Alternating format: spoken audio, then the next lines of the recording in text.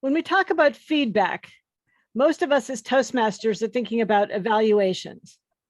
We have a particular technique for doing that where we try to tell people something good. We start with the theory that everything can be improved and we're not criticizing. We are just trying to give support and suggestions for improvement. But tonight I'm going to talk about how we take some of those ideas and extend them into the workplace.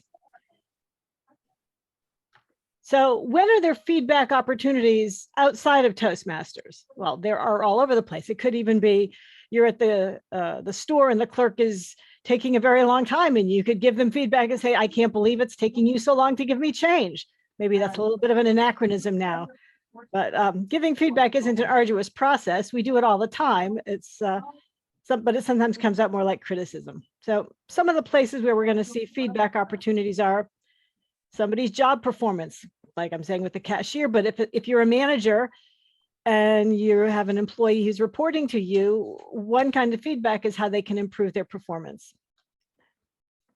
So that's going to be actual moments when they're doing something, performing some task, and you're going to tell them how they're doing. It could be a formal evaluation at the end of the year or at the mid-year. It could be during training opportunities where you're giving somebody something new to do and you're going to give them feedback on how they can stretch or do something even better. You might also be giving feedback to address conduct. What's the difference between, well, we'll get into this later about the difference between conduct and performance, but for conduct, there could be somebody's inappropriate behavior. Like if somebody throws a book across the room, you might want to address it. It's not very different from parenting for those of you who are parenting children who are already at an age. I'm thinking Rachel, who can be oppositional. And there's always, catch them while they're being good, but also if something bad is being done, you have to address it immediately. It might be about time and attendance. This isn't something you see with parenting particularly, but it's something that we see all the time in the workplace where an employee either is absent without leave or is always late or is taking long lunches. There are all kinds of time and attendance problems. Insubordination, talking back. We've all had that. We've all done that and we've all had it done to us. Unprofessional conduct. That could be anything from a crime or missing a deadline at work or something like that. And ethical issues. This is something, might be honesty, might be something about, in our office, it's an ethical problem if you don't file your tax returns on time, because after all, we're collecting the nation's tax returns. If we can't get our own in, that looks really bad. This might be a video. I'm going to see if it runs. It might not. If it doesn't, I'm going to describe it, which is, what we would do if we had someone who is visually impaired. So let's see if this runs. It may not, because it resides on my work computer. Oh, look at that.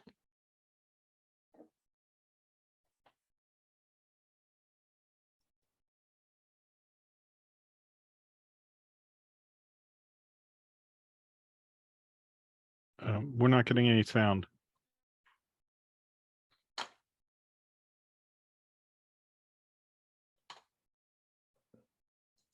That was excellent feedback, Menasha. Let me see. This is all good learning experience. So I need to probably stop the share and restart it with sound. There's a setting. I'm trying to find it. I'm going to start over again and see if it allows me to do sound. Share sound. There it is. You found it? Okay.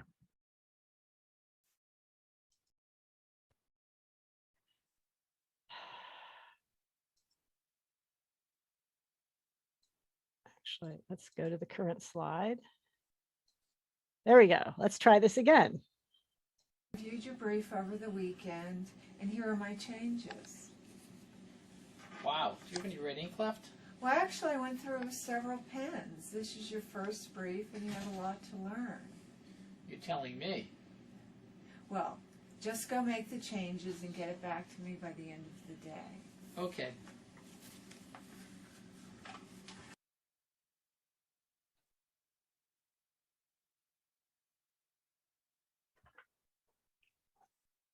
So did we have an opportunity for feedback here? The employee handed in some work.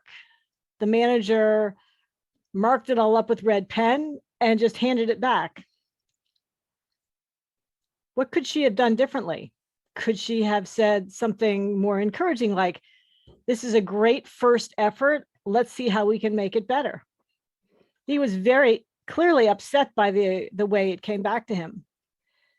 Maybe the manager didn't give him very good expectations to begin with. Maybe the manager just said, here, write a brief, as opposed to saying, here's how you write a brief. You maybe need some training on this, or why don't you give me the first section and then we'll go over if you've got it right, so you don't do the whole thing and get it all wrong. What kind of messages the feedback that she giving to the attorney? It seems that it's pretty negative. He's not going to feel like, I want to do a good job next time. He may not even be sure how to do that good job the next time. So in terms of this opportunity, she could have given him more positive feedback to encourage him to do better next time. She could have done some training with him, given some developmental opportunity, or if the person really is not capable of doing the job, then there may be a performance issue. Perhaps the next time he does it, he's learned nothing from the experience, even with positive feedback and training. And if that was a problem, the question would be, is this an effective way of handling that performance issue, or would there have been a better way? And we'll get more into that a little bit more. There's another video. I didn't embed this one, so I will just describe this one to you. So the fellow on the right, he's a coworker. He comes into the first employee's office and he slams down the document, and he tells the new employee he can't believe what a lousy job he did. He's a jerk. He's no good. This is garbage, this work. Situation becomes very heated because the guy who's sitting down says, how can you talk to me like that? This isn't right. And the manager walks in while they're yelling at each other and says, in her very understated way, let's separate. Why don't you go back to your office and we'll figure out, how to make everything calm down.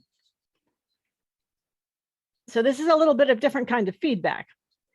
And here we can talk about the difference between performance, which is whether you can do the work, versus conduct, which is whether you're doing the work or willing to do the work. So if someone refuses to do their work, that would be a conduct problem. If they're simply incapable of doing it, that would be performance. And what kind of feedback could they have given in this particular scene? So she might want to take the fellow aside who's very angry and work with his anger management problems. She might ask each of them separately, what happened here, what's going on, and try to help them understand how to communicate with each other better. Or if the first employee has a real problem, she might start documenting that and trying to write him up. But we're not talking about what she should do so much as how would she give him feedback. I think there's some correction, less like children who are fighting. You take them aside. We don't fight. We don't hit. It's that kind of feedback. So when we're talking about feedback, we're talking about communication. Communication is incredibly important in terms of feedback. You're trying to help somebody improve. But it's better in person, even though I think we're going to get into this in a couple minutes. You can have feedback anywhere.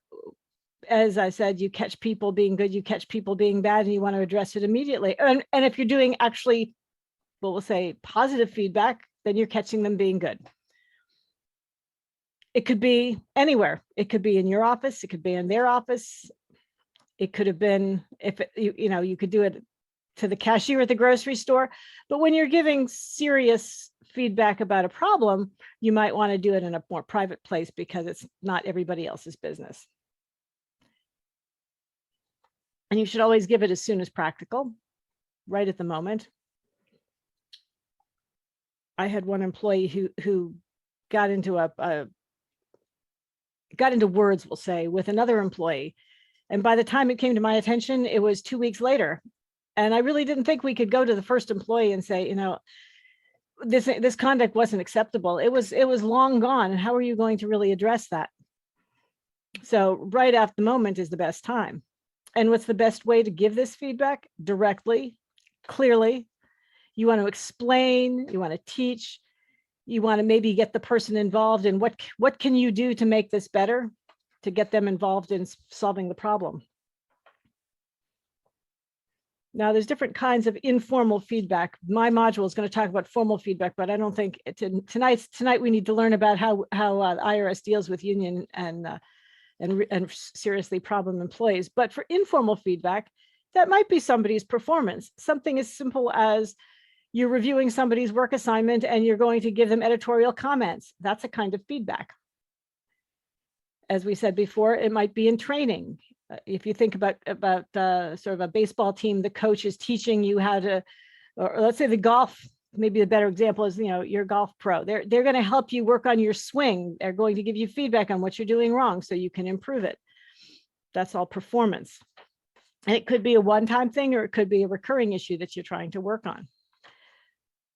When it comes to conduct, you might need to have formal counseling. You might need to sit someone down and say, if this doesn't improve, you might be suspended or thinking back to school or expelled.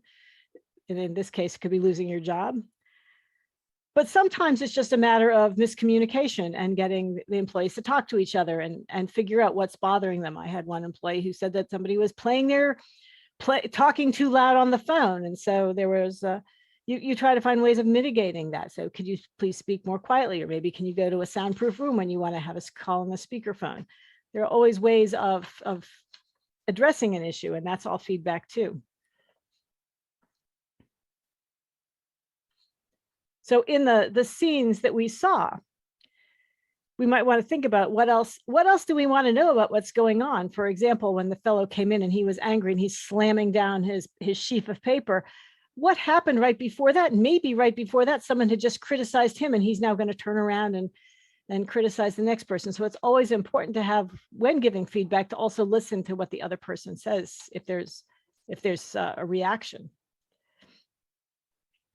Now, this is something that I'm thinking it's sort of very current. In the past, we always would have said, don't manage by email. It's always better to be in person. You want to be able to see someone's body language. When you give feedback by email, while you say exactly what you want to say, it softens, if it's negative or critical, it softens it if you have body language and you can show that you're not angry about something.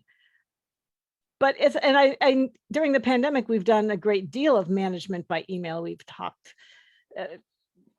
to people very little and do everything by online tools. And yet, I would still say that if you're giving feedback, you want to do this either by telephone, maybe on Skype, maybe through Microsoft Teams, or some kind of program where there's some give and take, and you can gauge the other person's reaction and they can see what you're thinking as well. I actually like using a camera on those, although a lot of people I work with hate to be on camera because it means they had to get dressed. This is a new problem. But email is still good for many things. You can pass you can share information, you can provide the agenda for tonight's meeting. The other time you might want to use email was, let's say you do have a conduct problem and you're going to be writing someone up and maybe giving them some kind of sanction. Then, although you're going to want to maybe talk to them and convey some of this in person, you may also want to put it in an email, because then those things go into a personal file and you might need that down the road if you're really trying to correct the behavior. So the conclusion I would come to here is that feedback is communication, and it's effective. And if you have effective communication, it leads to good management and improvement in people's conduct and performance. Now, I will open the floor to questions.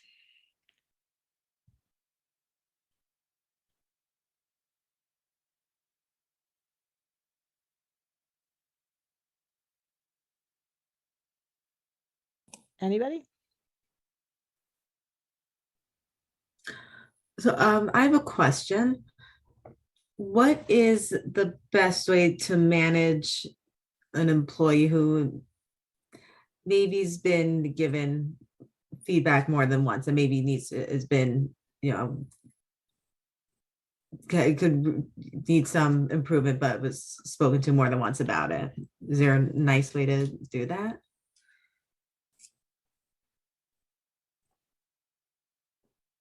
That's a great question. Thank you for that question, Rachel. I think it's very dependent on the situation, but if a person has been, well, let's put it in a Toastmasters context, because that might be a good way of thinking about it. Somebody always rocks back and forth when they're talking, right? And you've mentioned it to them, and it's a tough habit to break. So you don't want to stop mentioning it because it really is a problem, but you might have to work. Part of that feedback might be suggestions of how to fix it. For example, did you try videotaping yourself and watching yourself rock back and forth? Thank you.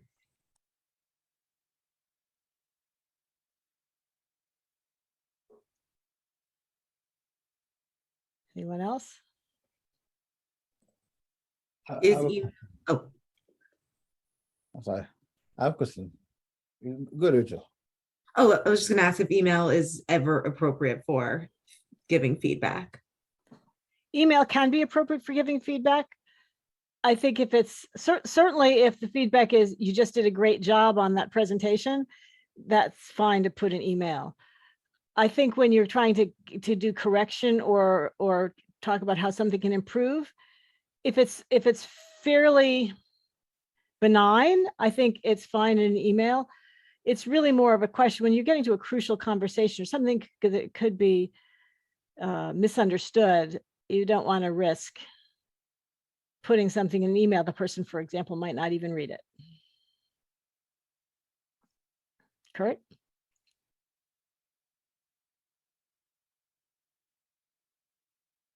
Did you have a question? You're on mute. Yeah, I think my question was mainly how to deal with aggressive employees when we are short staff. Like it'd be very hard to fire that person, but they're not very efficient at their work. So you want to know about firing an inefficient employee? Well, we can't fire them because we are short staff also.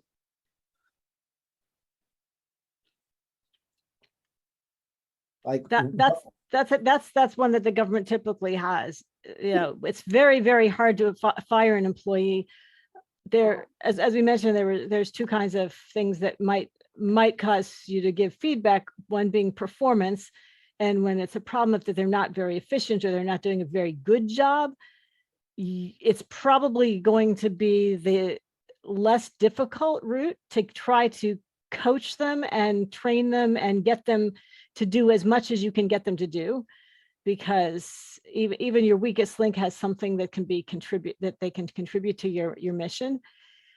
It's more difficult if they are having a conduct problem. Sometimes like insubordination just requires that you're not going to get any work out of them, and then you might choose to take more disciplinary action.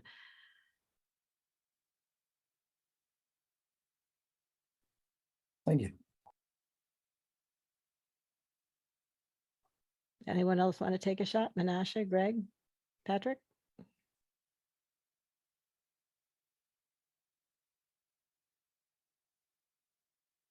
Well, then thank you, everyone. It was, hope you didn't find it too arduous listening to what is basically a work PowerPoint. Not nearly as exciting as some of my other personal experience ones, but I hope you learned something tonight. Thank you.